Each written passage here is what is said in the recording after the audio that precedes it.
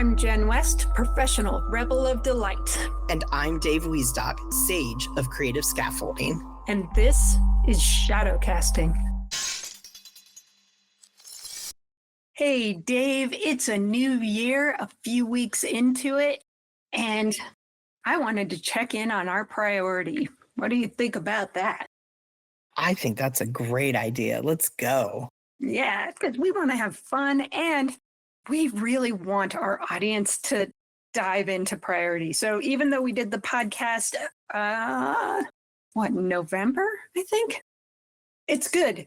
Stuff changes very quickly. And so we wanted to give you an update on what we're learning about our particular priorities in the hopes that you'll get interested, excited, and jump in and create a priority yourself and have chats with us. And yeah, join us on our journey.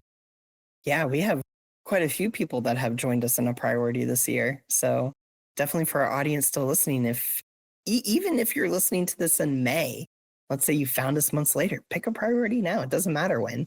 Priorities are evergreen. Yeah, that's right. And if you go back to our podcast in November, we tell you all about that. That's right. Yeah. So do you want to start or do you want me to start? Why don't you kick it off? I'm really curious to know, maybe share what your priority was in November, if it's been slightly modified at all, because spoiler alert, mine has. And then maybe share something that came up with it? Yeah, sounds like a good idea. So when I did my priority back in November, it was receptive discipline. And my goal for the year was to get more into that feminine yin energy of being more open, letting the world in instead of directing everything outward. Because I'm a fairly yang individual, tomboy, out there climbing trees, just out in the world making things happen a lot more. And so settling back and letting things come to me and being receptive and hearing other people, that's been my goal. And then discipline, when I originally set this up, was to stay with my priorities and become more disciplined in the things that I really wanted to accomplish for the year. So that's where I started. Now, going into being more receptive has been quite a journey already. One, just deciding what I'm receptive to. Am I more receptive to the people around me and their needs? And because I have pretty strong boundaries. So being receptive and saying yes to more stuff is new for me. But then it's, am I more receptive to my inner calling? And then which one takes the lead? And so I've been messing with that. I haven't really figured that one out yet. And what I'm coming to is also that being receptive, I'm a fixer. I'm one of those people that if you tell me a problem, my brain's coming up with the solutions to that problem. Me too. So being a fixer in a receptive year, I realized they are not quite as compatible. And so I'm learning how to be receptive to what other people are bringing to me, but not having the solution or coming up with troubleshooting off the bat, just sitting into holding space, I guess. And I've found that my discipline is holding the line on being receptive so far this year. I need to stay receptive and not go into my old habits. So that's what I've currently been seeing and messing with and playing with. I practice internal martial arts. So the yin energy of that is being more connected to the rising of the sun and the setting and the moon cycles. Never bothered with that. So just kind of getting in that rhythm has been crazy as well. How about you, Dave? Oh, I love that. For me, I believe I started the podcast with almost a similar one as you, something along the lines of receptive discipline or surrendered discipline, I think. Surrendered discipline. Yeah, that sounds about right. The reason I don't quite remember is because my priority slightly changed after our podcast. And that can happen. I was still playing with the energy of what I was trying to explore. And okay, so let me back up because I don't recall if we shared this on the last podcast. The reason that there was some indecisiveness about my priorities because I actually unironically picked the same one as Jenn behind the scenes. Like Jenn and I hadn't even talked about our priorities yet. And so I had kind of written down a couple that I wanted, one of which was along the lines of what Jenn's is. And then when I saw it, I was like, well, I don't want to have the exact same one. And so I kind of sat a little bit more with it and I landed on surrendered refinement or refined surrendered. I think it's more along the lines of surrendered refinement. And the reason I picked this is surrender is a tough one for me also as a fixer, but there's a bigger component here of my own work. And what I've been noticing is that I need to learn to let go of. Let me take a step back because I think refinement is the reason that this priority works for me. I have learned over the past few years very big topic, heavy, deep concepts, philosophies, spiritualities, even about myself. And so I've spent so much time kind of collecting these very big, meaty topics that I haven't really spent the time to begin to finesse it and refine it pertinent to myself. And so that's where the refinement comes in. It's this quality of learning to qualify a little bit of everything that I've been working on. And the reason the surrender comes in is because I'm letting go of the control of dictating what that looks like and where that goes. I have this very unique skill set as a type 1 and as an ENTJ. My cognitive stacks are very much in lines of linear thinking, putting things in boxes and spreadsheets and charts. And so it is this very controlled environment where I would be refining normally. But because it's surrendered refinement, I am learning to let go of these, I don't know what the word is, these structures that I normally put in place to refine myself with so that I can be more open and receptive, kind of like the same energy of what Jenn is speaking to, of being open to where the refinement can show up in my life. So with the surrendered refinement, I am finding these little nuggets that are coming through for me. And with surrender, one of the things that's coming up is this idea of grace and space is what I've been, my new mantra. And it's this idea of kind of like one of the quotes we're either talked about or going to talk about, but it's this idea of learning to let go of the outcome and to just be into the experience. And regardless of what that experience is whether my brain would label it as good or bad, it's learning to surrender to that experience and just to be there in it. And to have the grace and space, regardless of what's happening, to recognize that I am living my priority and this is exactly where I need to be. And that takes a certain kind of willpower that is new to me.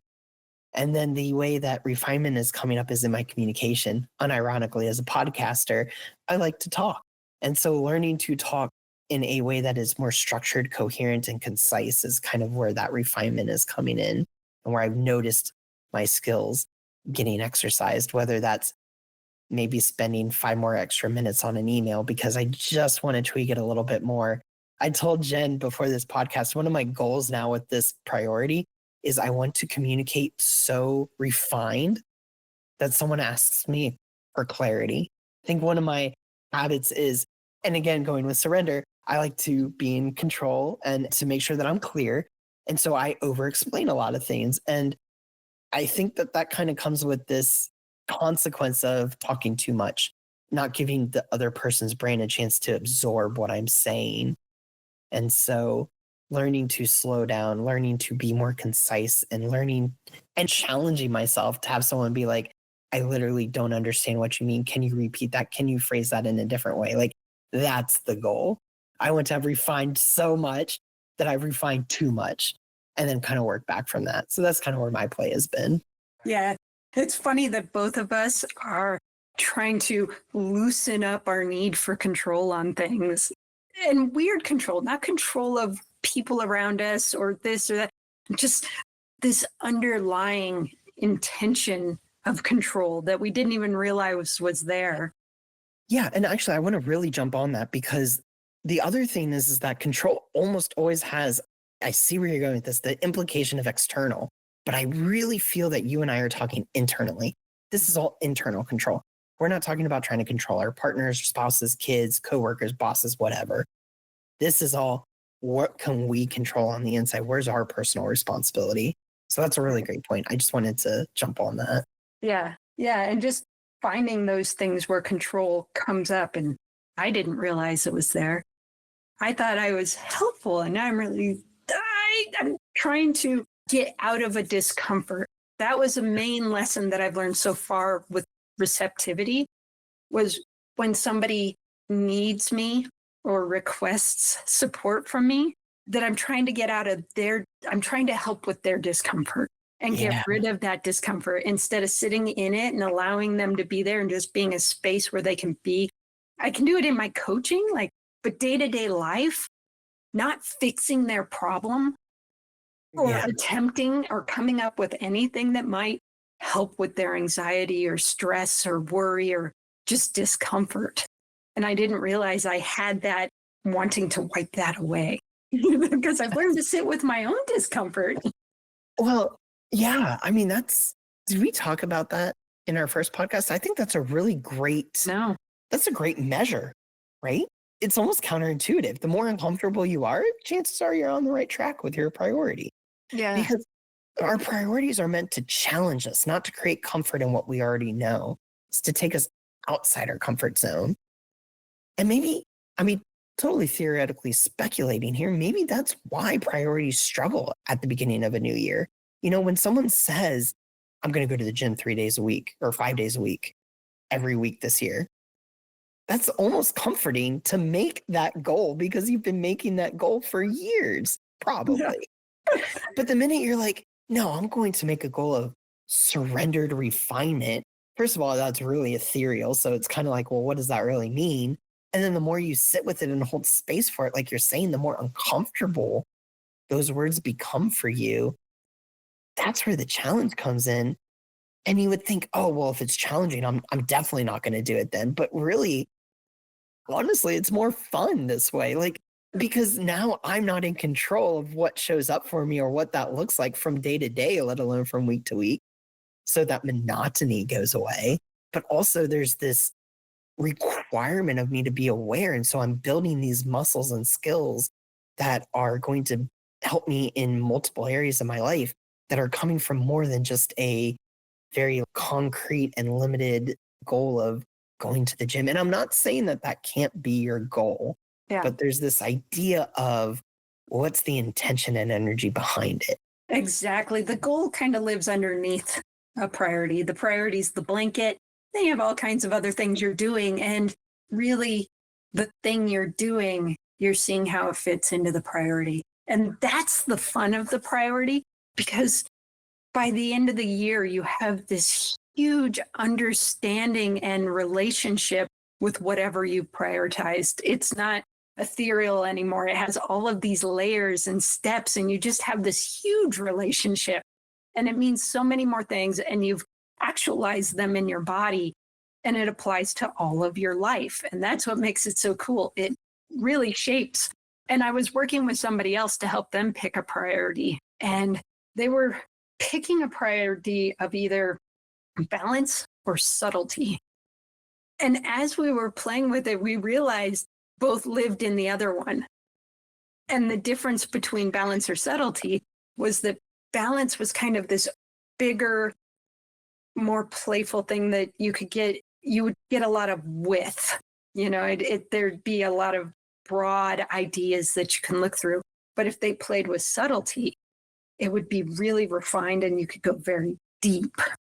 But they encompassed each other because in balance, you have to know when to be subtle. When it's just those little micro movements in your ankle, that's subtle. Or you need like a gross movement. So you'd learn both of those. And if you practice subtlety, then by the end of the year, you'd have a new belief about balance. And so, it doesn't matter what you pick, it really where you want to go. So my receptivity was one of those more refined, deep instead of broad. But as you think about these ideas, it gets really cool. And I would also add that when I started this working on priority, I picked one word. I think it's actually a little challenging this year with 2 words I've noticed already with the work. So I do kind of want to throw that in for the audience listening. You don't have to pick 2 words. You could just pick one word. Pick one word. Yeah. Yeah. You know what? That's fair. I would say if this is kind of your first year doing it, I would stick with one word. Here's a challenge. Pick something that's fun and uncomfortable. Hmm. If you can find that secret, like kind of sweet spot, I think that's where you're going to find this priority really being an effective tool for you in the coming year. And that's what's really worked well for me. Yeah, just something that's been on your mind, and you just put a word to it. Yeah, the two words, finding the interplay with them, it's a whole new level, and I'm really excited about it because I thought they'd kind of work hand in hand, but they've been meshing together in really weird ways that I couldn't have spoke about a few months ago. And so, God, No. who knows where it's going to be in 6 months? No, I fully agree with that. And I'm really looking forward to, maybe we'll have to do like quarterly check-ins or something that could be fun, just as a way for our audience to kind of know and to remind them that this is something that's part of our. Yeah, it's kind of like a bell if you're meditating to remind you to come back. So you got distracted by your thoughts. So we'd be like the bing priority or the meditation bell every quarter. Exactly. So for our audience listening, let us know. Have you picked a priority? If you listened to us back in November and you've already been playing with a priority for a month or two, how's that going for you? Have you noticed these discomforts that we're talking about? Has the energy shifted for you? Have you noticed where the priority is showing up, maybe where you didn't think it would? Let us know. Leave us a comment. And as always, make sure to like our podcast wherever you're listening to. Give us a subscribe, share us out. And until next time, See ya.